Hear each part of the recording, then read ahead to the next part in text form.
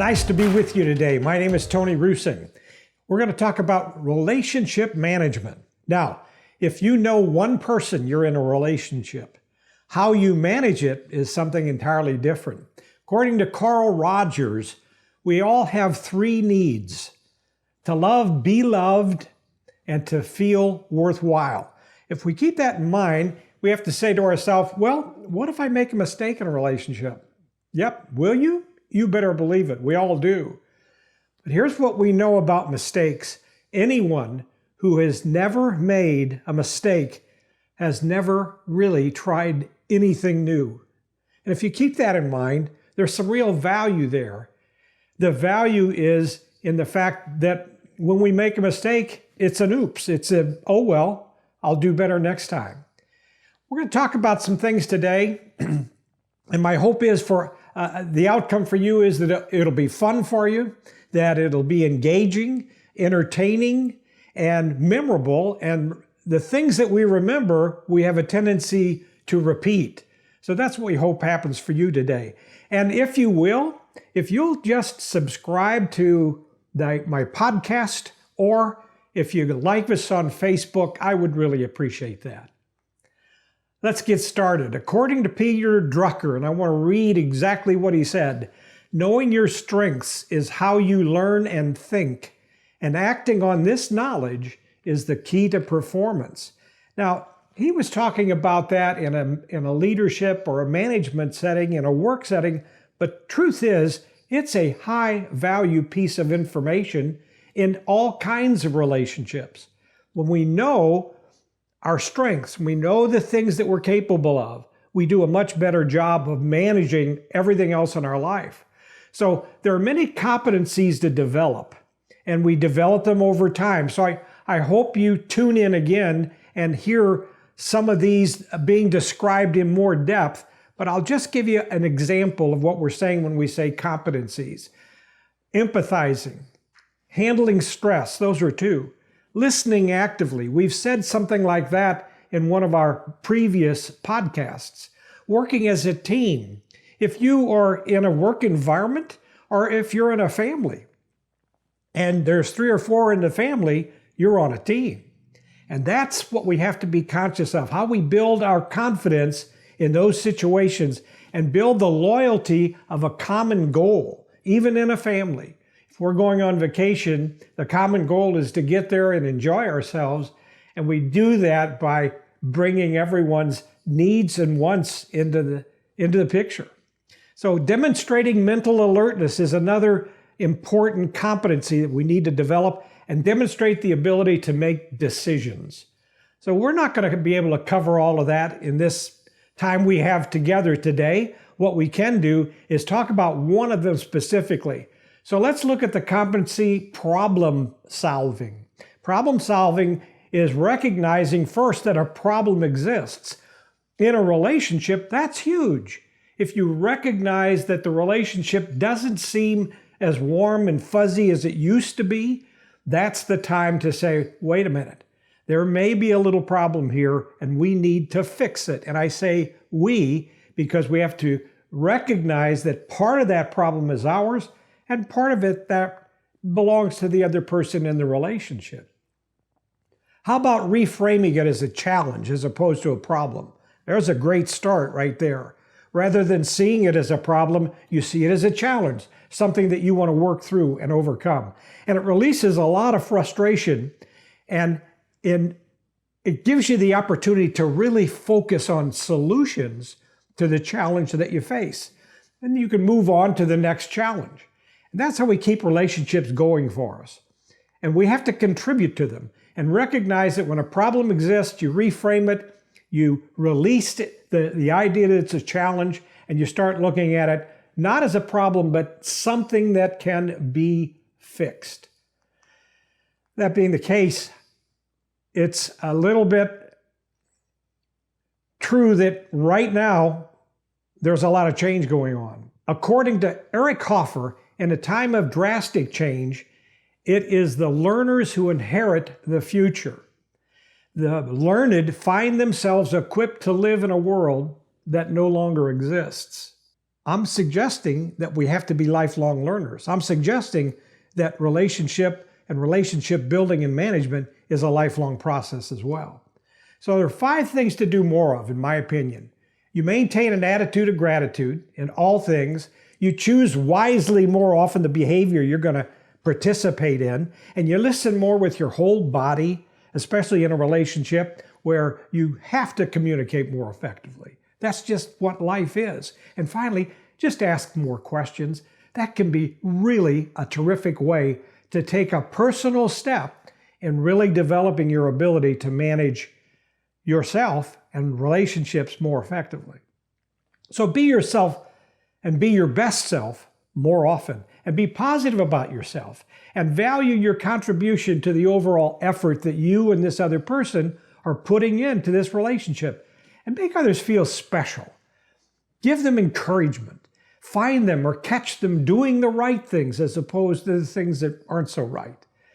And this will help that person feel special about themselves, because you, in turn, are feeling special about yourself as well. And that's important. So under promise and over deliver is my opinion. We always need to over deliver under promise.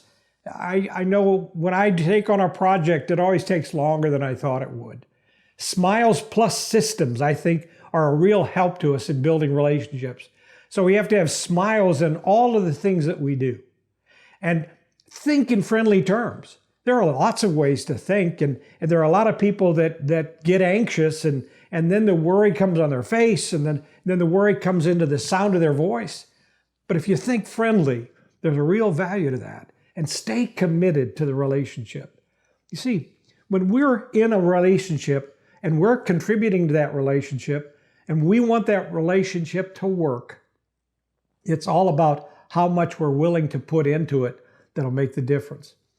You have one energy, and when you take that energy and you start putting it where you put it every day, you're responsible for the image that energy puts forth. And your daily activities, all of them, give you a sense of purpose, and you have to have purpose in relationships as well. You know, most of the organizations depend on you to do your best. So if you're in a work environment, you want to do your best. And be able to do that, you have to put your energy where it counts. And it counts on the goals and objectives of the organization and how they fit into the goals and objectives that you have. So stay on purpose and be aligned and be committed to the goals of the organization and make sure that they do align with yours. You know, jobs do not have meaning. Only people doing jobs well have meaning. And on the job, where relationships, and you work with people in and out every day, in many cases, you work and spend more time with them than you do in personal relationships. So it's extremely important to manage all of them more effectively. So ask more questions. I said that that's an important way to really develop your ability to create a relationship that has a loyalty factor to it. Remember that when friends come to you and they're vulnerable and they're complaining or they're conscious of something that's frustrating them, they may be sharing that with you because they can trust you. And so there's some real value to that. And you want to treat everyone with dignity. You want to be a great listener.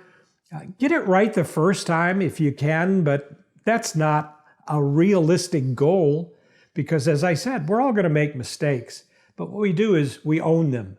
My mistake, when you say my mistake, when you say I own this, or I own these feelings, you're saying something that's sincere and honest. Be consistent in all the things you say and do, and practice empathy. That's one of the real competencies, being able to express it and actually understand other people by paying attention to what they say to you. We're always establishing rapport, and with some people that's easier to do than with others. And we want to emphasize the fact that rapport is being able to make this connection and then help grow it. Because it has to grow if it's going to thrive. And it can only thrive if you have rapport with someone.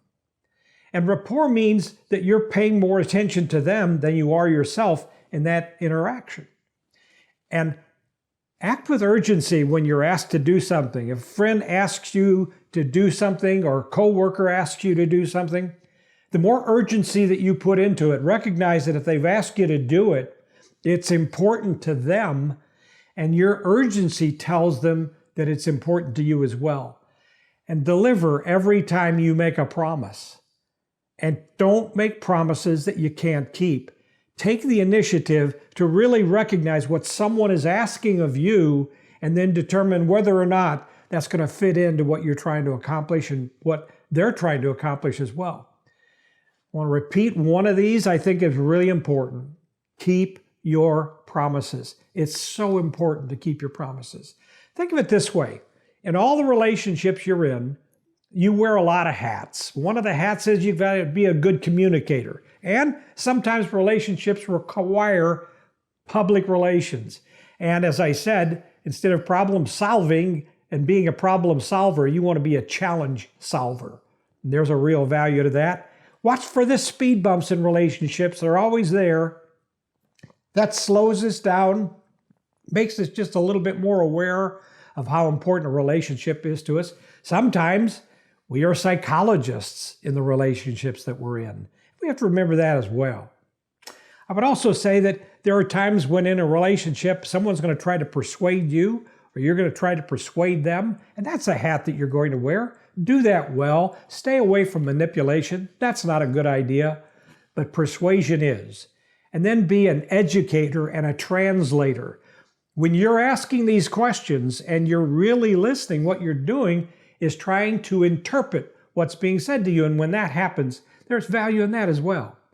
You know, Albert Einstein said, one should not pursue goals that are easily achieved. One must develop an instinct for what can barely be achieved through one's greatest effort.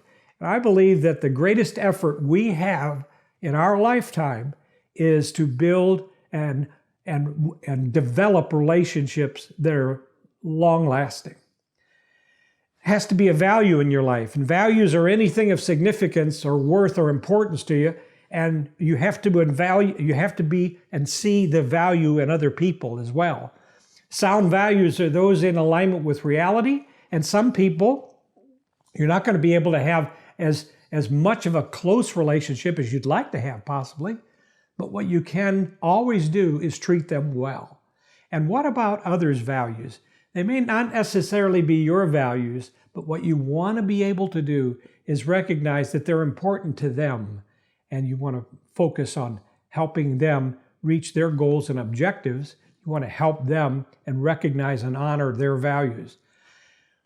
And all of this about relationship management is decisions that we make. We decide to do this, we decide not to do this, whatever that may be.